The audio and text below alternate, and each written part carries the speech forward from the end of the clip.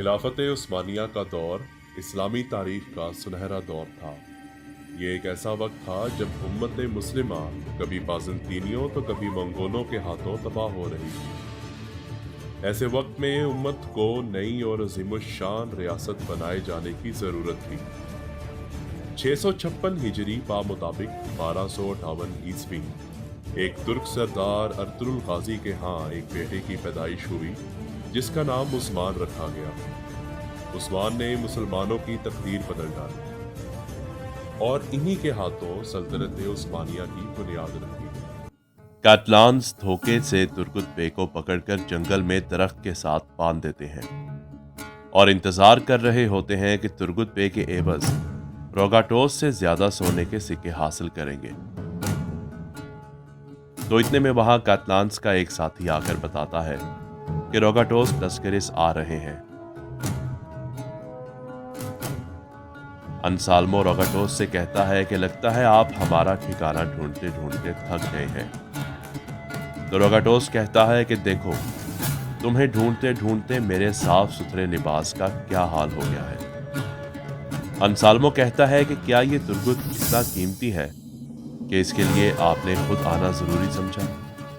तो रोगाटोस गुस्से में आ जाता है और कहता है कि तुमने मेरे साथ धोखा करने की कोशिश की। इस वक्त तुर्गुत को मेरे किले में होना चाहिए था और मेरा लिबास भी साफ होना चाहिए था। अंसाल्मो उसे तुर्गुत हवाले ना करने की बात करता है। तो रोगाटोस अपने सिपाहियों को इशारा देता है और सिपाही चारों तरफ से उन सबको घेर लेते हैं। फिर रोगाटोस तुर्गुत बे को लेकर और सोने के सिक्कों की एक पोटली अंसाल्मो को देकर वहां से चला जाता है। उस्मान बे और गुंदोज बे सरदारी खैमे में मौजूद होते हैं और तभी बोरान इजाजत लेकर अंदर दाखिल होता है और कहता है कि बिलिजिक किले के कमांडार रोगाटोस आए हैं और आपसे मुलाकात करना चाहते हैं। तो उस्मान बे उन्हें अंदर आने की इजाजत दे देते हैं। तो रोगाटोस कहता है कि मैं सीधी सीधी बात करूंगा। जब मैं पहले आपके पास आया था तो आपने कहा था कि पापास ग्रेगर आपके पास नहीं है, जबकि हम जान चुके हैं कि वो आपके ही कबीले में है। अब हमारी शराइत बराबर हैं और मैं ग्रेगर का मुतालबा खाली हाथ करने नहीं आया, बल्कि मेरे पास कुछ है जो आपके लिए बहुत कीमती है और वो है तुर्गुत। ये सुनकर उस्मान बे गुस्से में आ जाते हैं लेकिन कुछ नहीं बोलते।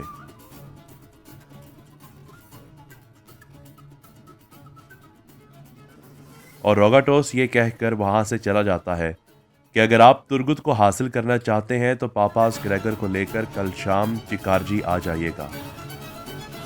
फिर उस्मान बे शेखिदा बली से मिलने जाते हैं और उन्हें सारी सूरत हाल से आगाह करते हैं। तो शेखिदा बली कहते हैं कि अगर आपने एक तुर्क सरदार को काफिरों के रहमो करम पर छोड़ दिया तो ये रवायात के खिलाफ होगा, और अगर तुर्गुत बे के बदले में पापास ग्रेगर को उनके हवाले कर दिया तो आप कमज़ोर लगेंगे। तो उस्मान बे कहते हैं कि आप बिल्कुल ठीक कह रहे हैं, मैं तुर्गुत बे को भी काफिरों की कैद से निकालूंगा और उस पादरी ग्रेगर को भी हाथ से नहीं जाने दूंगा। ये सुनकर शेखिदा बली कहते हैं कि बिल्कुल उस्मान बे, अगर आप कह रहे हैं तो हमें यकीन है कि ऐसा ही होगा।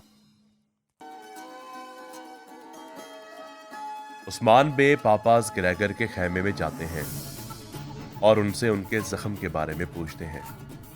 तो पापास ग्रेगर जवाब देते हैं कि अब जख्म ठीक हो रहा है, जिस पर उस्मान बे कहते हैं तो फिर जैसे कि आप ठीक हो रहे हैं तो फिर अपने जाने की तैयारी करें, रागाटोस की तरफ ले जाया जाएगा। पापास ग्रेगर और उनका साथी बहुत हैरान हो जाते हैं कि यह अचानक क्या हो गया है।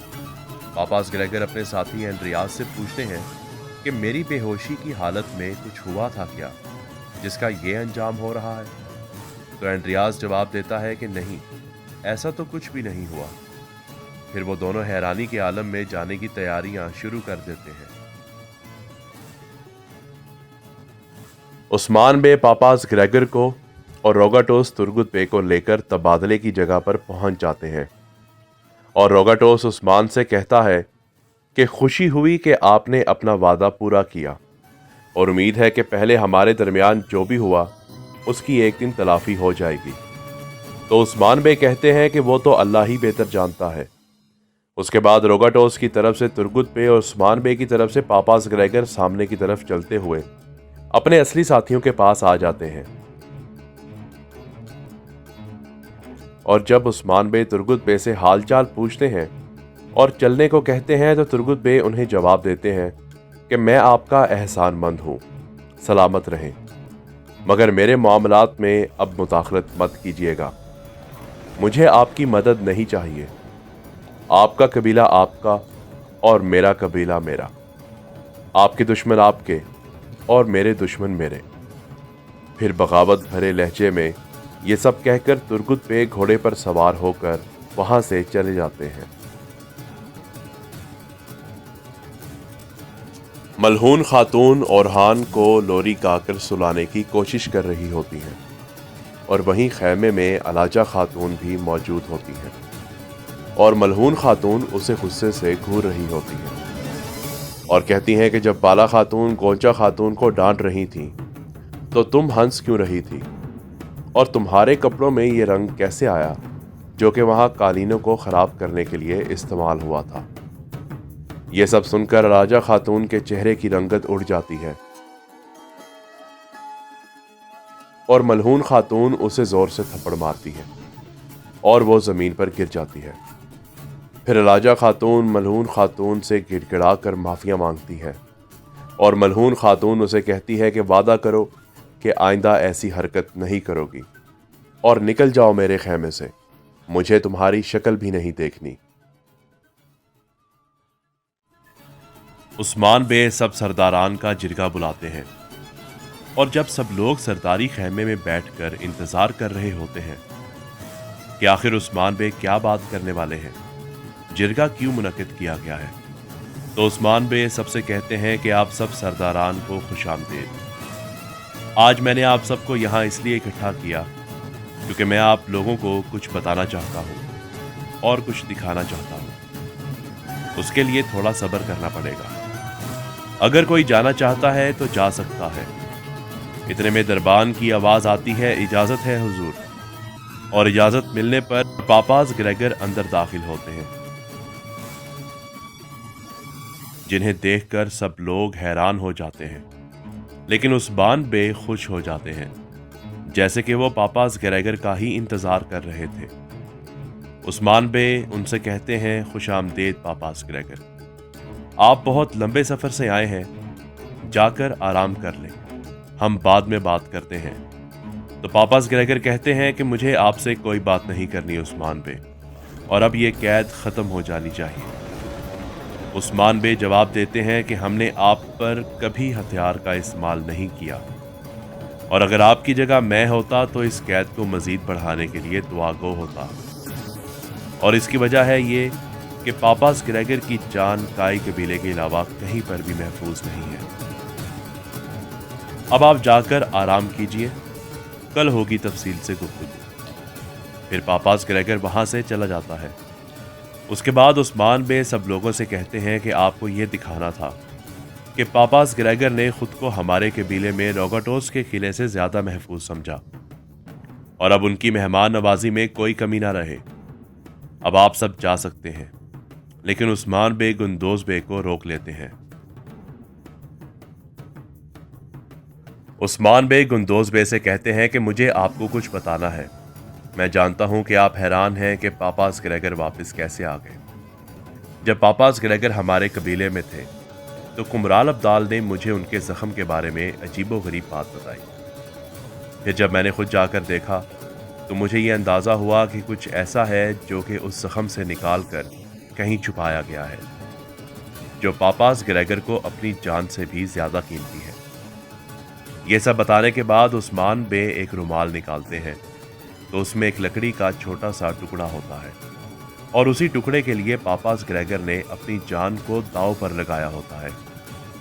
آخر عثمان بے کو یہ تو پتہ چل گیا ہے کہ پاپاس گریگر کیا چھپا رہے ہیں، لیکن گندوز بے کے پوچھنے پر کہ آخر یہ لکڑی کا ٹکڑا ہے کیا چیز اور اتنی قیمتی کیوں ہے، عثمان بے کہتے ہیں کہ وہ بھی بہت جلد پتہ لگ جائے گا،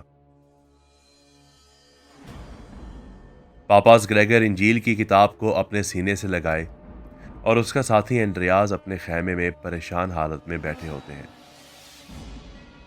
एंड्रियास पूछता है कि जिस चीज को हम अपनी आंखों से भी छुपा रहे थे, आखिर वो इन लोगों के हाथ कैसे लग गई?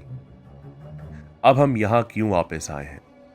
तो पापास ग्रेगर जवाब देते हैं कि अगर हम यहाँ से चले गए तो हम उसे हमेशा के लिए खो देंगे और उसकी हिफाजत ही हमारी हिफाजत है।